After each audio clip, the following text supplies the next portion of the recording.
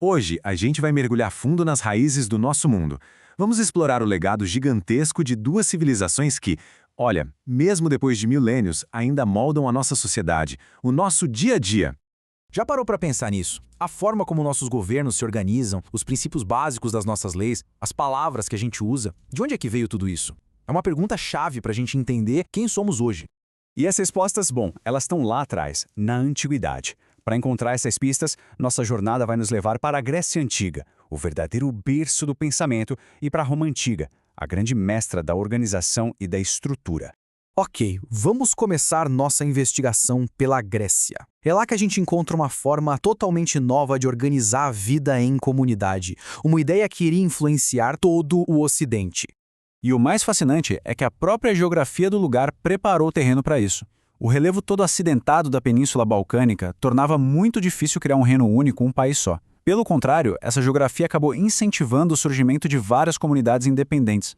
E a solução que os gregos encontraram para esse isolamento foi a polis, a famosa cidade-estado. E olha, não era só uma cidade, era um universo completo. Ali era o centro de tudo, da política, da religião, da economia, da cultura. Foi na polis que nasceram os debates em praça pública e a própria noção de cidadania. E essas cidades-estado não eram todas iguais, de jeito nenhum. Isso mostra a baita diversidade de ideias que existia. De um lado você tinha Atenas, toda voltada para o comércio, para a cultura e para um sistema político revolucionário. Do outro, Esparta, uma sociedade aristocrática, agrária e totalmente focada na disciplina militar. Eram, literalmente, duas visões de mundo dividindo o mesmo território. Agora vamos focar um pouco mais nesse experimento de Atenas, porque foi lá que surgiu uma das maiores contribuições da Grécia para o mundo. A ideia de que o povo pode sim governar a si mesmo. Mas a democracia não nasceu assim da noite para o dia. Foi um processo, uma construção, sabe? Começou com um Drácon, que botou as leis no papel, depois veio Solon, que deu passos importantes como acabar com a escravidão por dívidas. Mas o ponto de virada mesmo foram as reformas de Clístenes. Ele realmente quebrou o poder das famílias ricas e ampliou a participação do povo, criando ali as bases para o governo que a gente conhece como democracia. Só que, e esse é um ponto fundamental, a gente precisa entender que essa democracia tinha limites bem claros. Ser cidadão era um privilégio para poucos, só homens, nascidos em Atenas e maiores de idade. Mulheres, escravos, estrangeiros, ou seja, a maior parte da população estava completamente de fora. E essa exclusão nos lembra que a luta por uma cidadania de verdade, para todos, é uma jornada que começou lá atrás e continua até hoje. Beleza. Agora, vamos sair da Grécia e mudar nosso foco para outra grande potência da antiguidade. Se a Grécia nos deu as grandes ideias, Roma nos deu a estrutura para colocar essas ideias em prática numa escala que o mundo nunca tinha visto.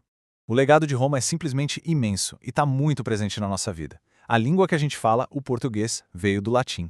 Nossos sistemas de leis, todos eles bebem na fonte do direito romano com toda a sua lógica e organização. E a arquitetura das nossas cidades até hoje ecoa as grandes construções romanas, aqueles símbolos de poder e de uma engenharia genial. E pensar que tudo isso começou, pelo menos segundo a lenda, com dois irmãos e uma loba. Mas saindo da mitologia e indo para a realidade, o fato é que Roma cresceu de um vilarejo minúsculo para se tornar o centro de um império que dominou boa parte do mundo conhecido, unindo povos totalmente diferentes sobre uma mesma lei e administração. Então, vamos juntar as peças. O que essa herança toda, grega e romana, significa para nós hoje? Como é que essas duas forças, juntas, moldaram a civilização ocidental? Olha, aqui a gente tem o resumo perfeito do contraste e, ao mesmo tempo, da união entre eles. De um lado, a ágora grega, o espaço do debate, da filosofia, da pergunta.